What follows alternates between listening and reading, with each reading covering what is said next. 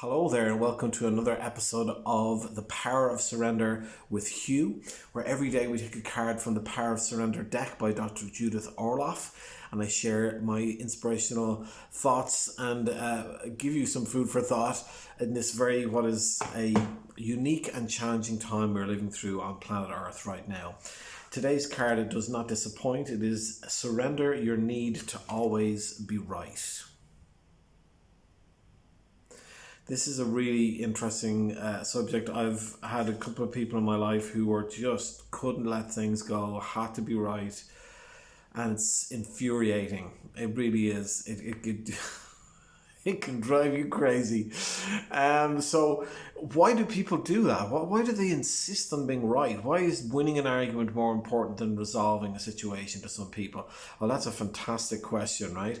And it really, people have a need to be right because they feel like that being right, they're surviving, they're winning, they're on top, they're in control.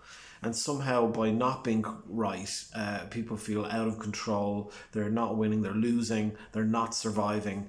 And whether we think that's unreasonable or not, from my point of view, I can certainly see where they're coming from.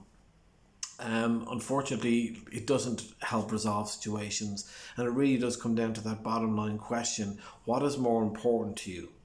To resolve a situation and move forward amicably, gracefully, or to win the argument? Because winning an argument sometimes does not mean we're moving forward gracefully. You see it sometimes in this great sportsmanship when you see, for example, a coach for a sports team, and they trash another team, and then when the coach speaks afterwards, he speaks with empathy for the coach whose team just got trashed, and that's the kind of grace that I'm talking about, as opposed to, whoa, we killed them, we showed them. I get it, there's certain rivalries in sports where people get like that, but you understand the general gist of what I'm saying. Gloating or needing to be right, it doesn't ingratiate people to you, and doesn't make people want to be working with you or to be in a relationship with you if you're more interested in being right than in resolving conflicts or challenges that come up. So with this card, I'm going to show it to you again. Let me read it to you. And I know that some of the things the card says here, not all of you are going to like, but here it comes. Give others the gift of letting them be right. You want to end an argument? Let me tell you exactly. I'm going to give you right now the secret to ending an argument. You're right. That's it. To say to the person, you're right. Now, I know people are probably jumping up and down going, well, you can't just do that. Yeah, that's the end of the argument. Because if a person wants to argue, like, wah, you say, yeah, you're right. You're absolutely right. Now, you could add in later, from your point of view, you're absolutely right. If I was in your shoes, I understand. However, what you should take into consideration is how this is from my point of view. You see? So you're coming at it for it's not about just folding over and collapsing. It's about saying, because that's it, they need to be right. And if you acknowledge and say you're right, that doesn't mean you agree with them, that doesn't mean that that's the resolution, but you end there, because basically what you're doing is you're tackling that little kind of knee-jerk thing they do where they have to be right, and you say you're right. You're right. If I was in your shoes, that's what I would think as well. And so you take that out of the argument. Is that going to work every single time? Well, perhaps not. But inevitably you will see that if you say to somebody you're right, that's the end of the argument. It ends that cycle they go on where they have to be right. So by letting somebody be right, it doesn't mean that we're giving up our point of view, or we're saying that we're wrong and they're right. We're just saying you're right. You see what I'm saying? You're taking out this silly cycle that people go at. Very simple little thing. I've used it myself with those people, and it's incredible, the results. Silence. Literally silence. You're right. What? Because there you go. You just Because otherwise it's kind of like, oh no, that is absolute, and it just escalates and escalates, and it just, nobody wins. So, as I said, the first press is give others a gift of letting them be right. I should say that it is a gift. Do you know what I mean? I know you could possibly interpret that and say that I'm being a smart ass, that you're kind of saying, well, you're right, but you're not really. That's not what I'm saying. Every person, from their point of view, is correct. Do you know what I mean? It's understanding that is your point of view. You acknowledge that. Got it? You know, you're right from your point of view. However, here's my point of view. You know, because at the end of the day, it's not about who's right or wrong. It's about how are you going to resolve the situation moving forward. That's what it's about. And it doesn't matter, you know, in the sense what you're doing is you're changing the emphasis in a conversation to what it should be about, which is resolution and not being right and wrong. Now, as it goes on, it says, be yielding, not rigid.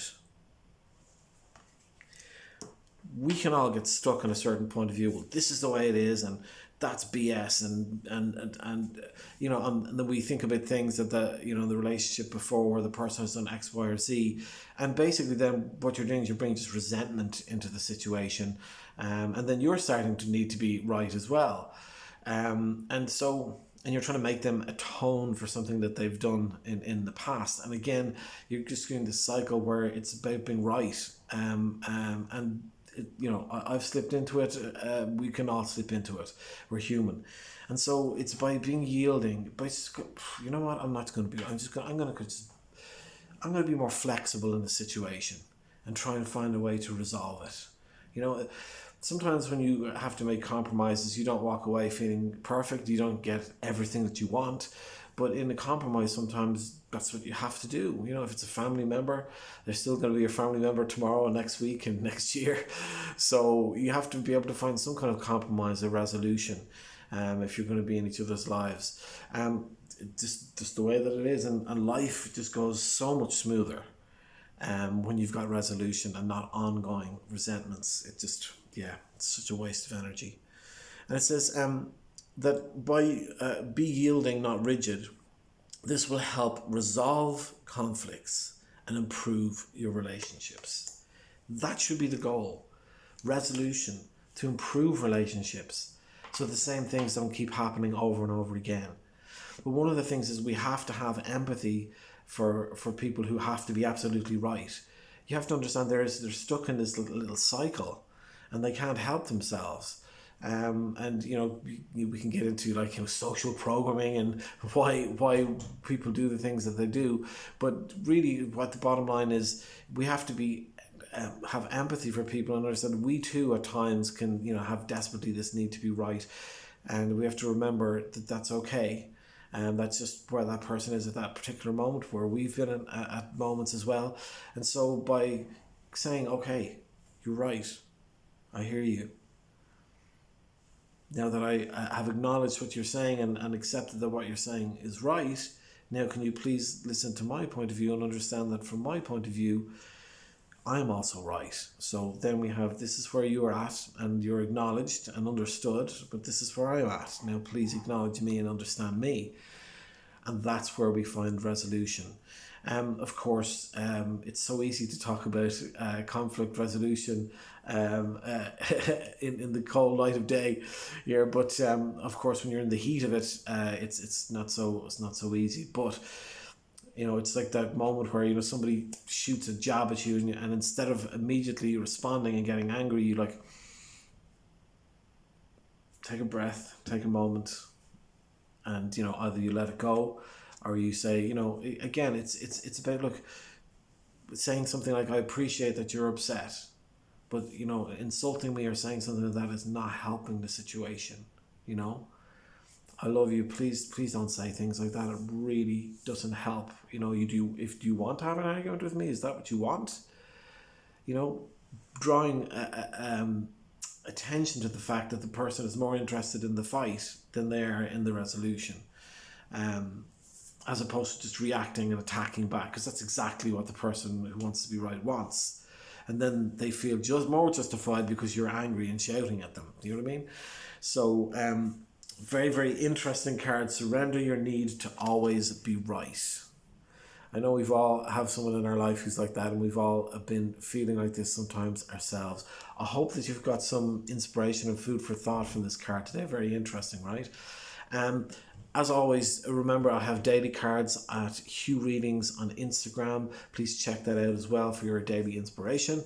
And I will be back again tomorrow for another episode of The Power of Surrender with Hugh. Have a wonderful rest of your day.